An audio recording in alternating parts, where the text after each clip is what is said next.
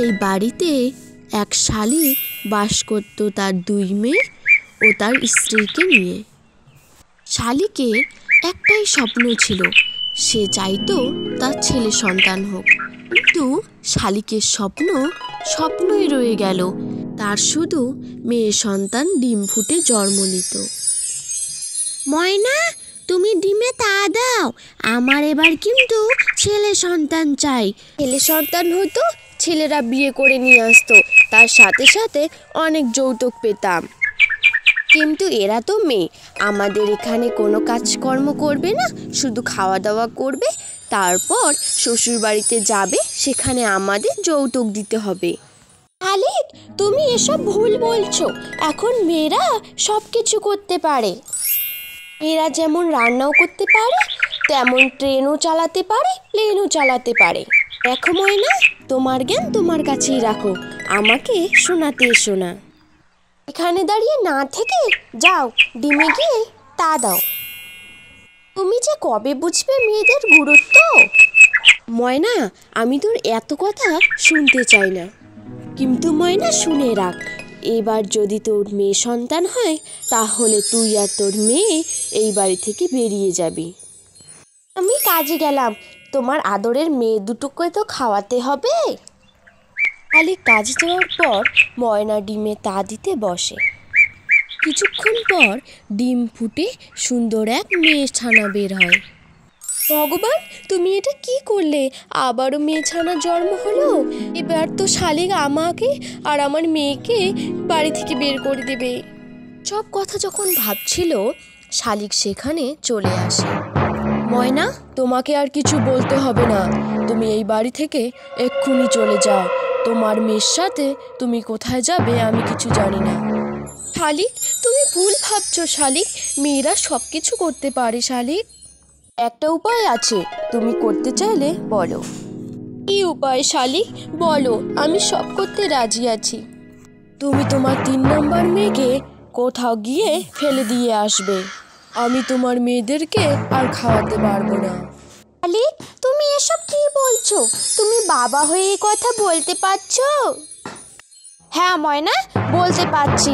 তুমি এই বাচ্চাটিকে যদি না ফেলে দিয়ে আসো, তাহলে তোমাদের সবাইকে আমি বাড়ি থেকে বের করে দেব।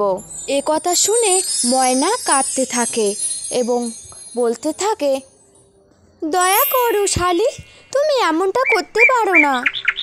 ময়না, আমি সব কিছু করতে পারি।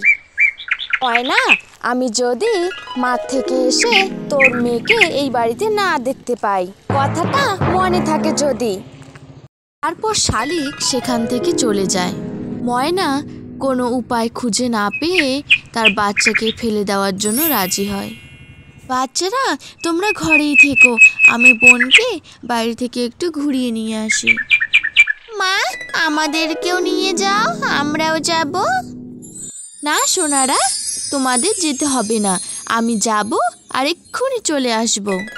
ঠিক আছে মা, যাও।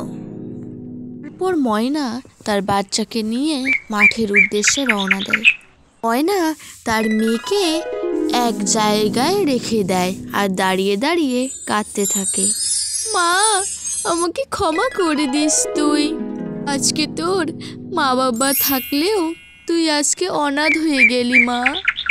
তুই এই স্বার্থপর মাকে ক্ষমা করে দিস। ভগবান করুক তোকে যদি এক ভালো পাখি কুড়িয়ে পায় এবং সে তোকে যদি মেয়ের মতো ভালোবাসে। কথা বলে ময়না দাঁড়িয়ে দাঁড়িয়ে কাঁদতে থাকে এবং কিছুক্ষণ পর সেখান থেকে চলে যায়। ময়নার মেয়ে ঠান্ডায় সেখানেই পড়ে থাকে। এদিকে টুকি ও টুনি ছিল মা ও মেয়ে। টুকির বাবা অনেক দিন আগে মারা গিয়েছিল, এখন সংসারে ছিল টুকি ও টুনি।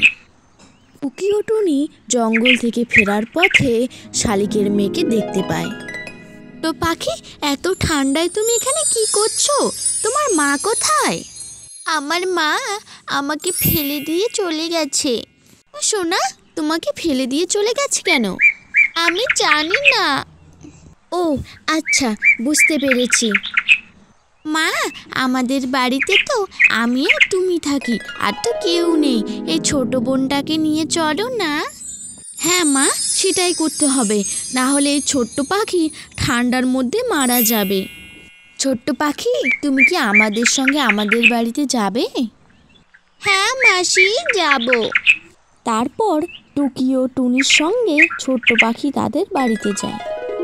তারপর থেকে শালিকের মেয়ে টুনিদের বাড়িতে থাকতে শুরু করে এবং টুনির মেয়ের সঙ্গে সারাদিন খেলাধুলা করতে থাকে।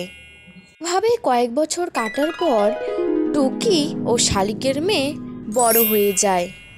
এরা, তোদের তো বয়স হয়ে গেছে, এখন তোদের আমি বিয়ে দিতে চাই, তোরা কি বলিস? মা, তুমি যেটা ভালো বুঝবে সেটাই করো, আমরা দু বোন তোমার কথায় রাজি আছি। হ্যাঁ মা, দিদি ঠিক কথাই বলেছে। ঠিক আছে মেয়েরা, তোরা খেতে বস, আমি তোদেরকে খেতে দিই। কয়েকদিন পর টুকির বিয়ে হয়ে যায়। মা, তুমি আমাদের আশীর্বাদ করো, আমরা যদি সুখে শান্তিতে থাকতে পারি। হ্যাঁ মা, আমার আশীর্বাদ সব সময় তোর সাথে আছে, তোমরা ভালো থাকবে। তারপর টুকি ও টুনি জড়িয়ে ধরে কাঁদতে থাকে। টুকির বিয়ে হয়ে যাওয়ার কয়েকদিন পর শালিকের মেয়েরও বিয়ে হয়ে যায়। মা, তোমাকে অসংখ্য ধন্যবাদ, তুমি যদি সেদিন আমাকে কুড়িয়ে নিয়ে না আসতে আমি হয়তো আর বেঁচেই থাকতাম না। না মা, ভগবানকে তো আমার ধন্যবাদ জানানো উচিত, কারণ তোমাদের মতো আমি মেয়ে পেয়েছি। শাশুড়ি মা, তাহলে আমরা আজকে যাই। তারপর শালিকের মেয়ে টুকি ও টুনিকে জড়িয়ে কাঁদতে থাকে। টুকি ও শালিকের মেয়ে ধনী পরিবারে বিয়ে হয় এবং তারা সুখে শান্তিতে বাস করতে থাকে।